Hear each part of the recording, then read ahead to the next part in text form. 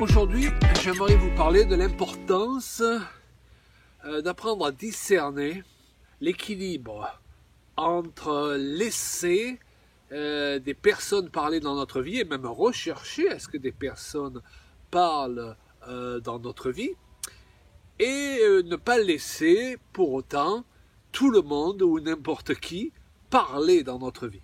Alors qu'est-ce que je veux dire par parler dans notre vie? Il est bien de rechercher, d'être entouré de certaines personnes qui vont pouvoir nous dire des choses que l'on va accepter de la part de ces personnes justement, qui vont pouvoir nous encourager, mettre le cachet sur ce que nous estimons recevoir de la part de Dieu, qui vont nous booster pour nous dire oui c'est bon, tu es dans la bonne direction, je ressens aussi par l'esprit que ce que tu fais, les décisions que tu prends sont bonnes. Les personnes qui mettent le cachet sur ce que vous faites de bien. Mais ces personnes aussi, vous allez accepter d'elles, qu'elles vous reprennent éventuellement, qu'elles vous disent, ben là, je pense par contre que tu vas un peu trop loin, que tu débordes, ton idée est bonne, mais vraiment elle est poussée à l'extrême, ou alors qu'ils vous disent simplement, je pense que cette idée n'est pas bonne, tu juges, mais moi si j'étais toi, je n'irais pas dans cette direction. Alors, si vous êtes marié, déjà, il est important que vous puissiez laisser votre conjoint parler dans votre vie. Alors, évidemment, il faut que celui-ci ait un minimum de relations personnelles avec Dieu, nous sommes d'accord. Mais dans un couple qui marche, un couple chrétien qui marche normalement, le conjoint doit être la première personne dont on accepte qu'elle parle dans notre vie. Et combien de fois ma femme m'a évité de prendre certains murs, n'est-ce pas, si je peux dire. Et puis d'autres fois, par contre, je ne l'ai pas écouté, et puis je me les suis bien pris, ces murs. Donc il est important que, messieurs, vous soyez à l'écoute des conseils de vos épouses, au lieu de dire, oh, moi je suis l'homme, j'ai pas besoin de conseils. Loin de là, la Bible nous dit que Dieu a placé la femme dans la vie de l'homme pour être une aide. Alors, cette notion d'aide ne veut pas dire qu'elle doit être la boniche, si vous me permettez l'expression, la personne à tout faire à notre place.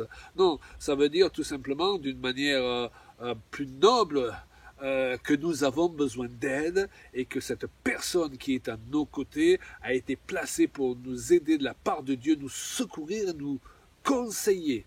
Bon, il en est de même dans l'autre sens, mesdames. Votre mari doit être la première personne dont vous acceptez qu'il parle dans votre vie, autant pour vous encourager que parfois pour vous mettre en garde et être en contradiction même avec ce que vous pensez et voulez faire.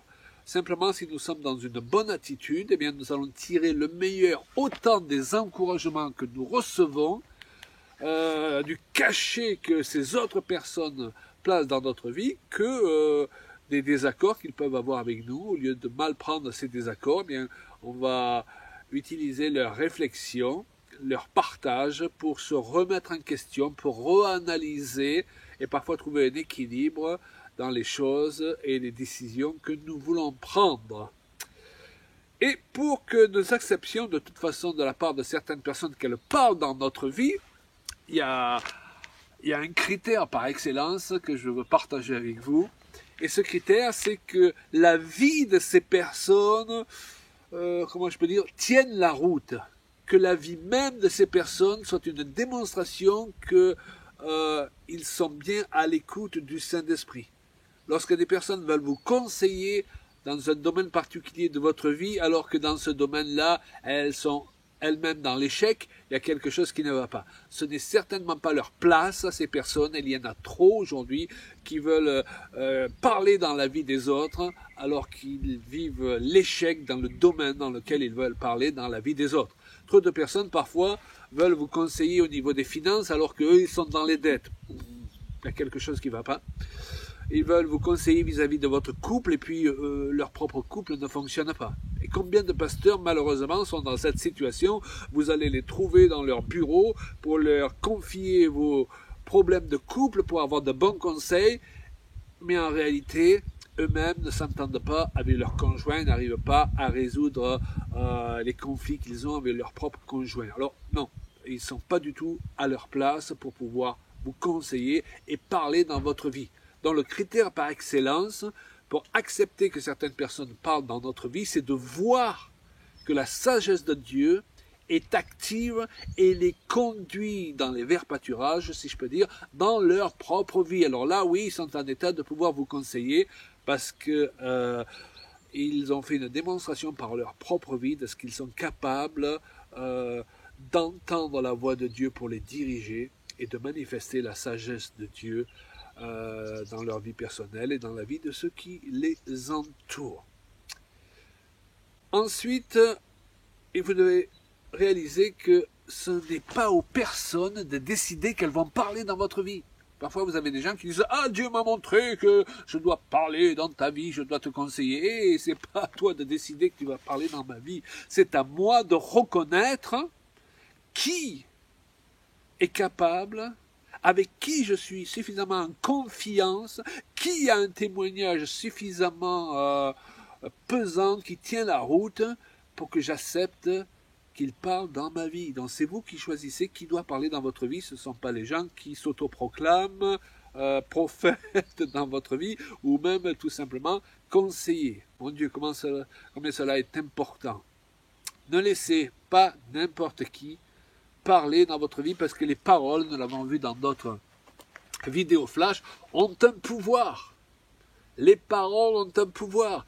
Et lorsque vous êtes trop influençable, parce que vous acceptez l'opinion et l'avis de personnes qui ont tendance à vous prendre de haut parfois, ou alors parce qu'elles parlent le plus fort et qui sont les dernières à parler, ça ne suffit pas, ça. D'ailleurs, il vaut mieux recevoir de la part de personnes humbles dont vous sentez qu'elles ne cherchent surtout pas à vous contrôler, à vous manipuler. La Bible nous dit que celui qui s'abaisse sera élevé, que celui qui s'élève sera abaissé. Donc lorsque les gens qui veulent parler dans votre vie, eh bien vous sentez qu'ils vous regardent de trop haut, n'est-ce pas? Qu'ils vous regardent de haut, tout simplement. N'acceptez pas que ces gens soient aient une quelconque autorité dans votre vie. Par contre, si vous voyez des gens humbles, dont vous sentez qu'ils ne cherchent qu'à vous faire du bien et qui sont désintéressés, waouh! Alors là, vous pouvez dire, le Seigneur va utiliser ces personnes pour m'aider, pour confirmer les directions que je reçois de sa part, pour se mettre en phase avec moi, que ce soit dans la prière, que ce soit pour me conseiller, n'est-ce pas? Et de ces personnes, j'accepterai d'être repris s'il le faut, aussi parce que je ressens que tout ce qu'elles font n'est certainement pas pour m'humilier ou prendre un ascendant sur moi, mais c'est pour me bénir.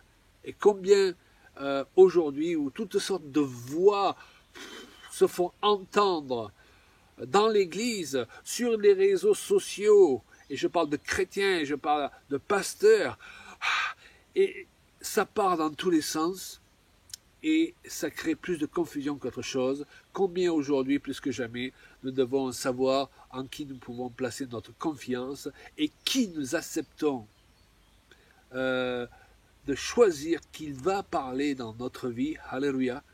Même demander à cette sorte de personne de parler dans notre vie et qui nous ne voulons surtout pas qu'il se donne le droit, qu'il s'octroie le droit de parler dans notre vie. Et ça, c'est à nous de choisir.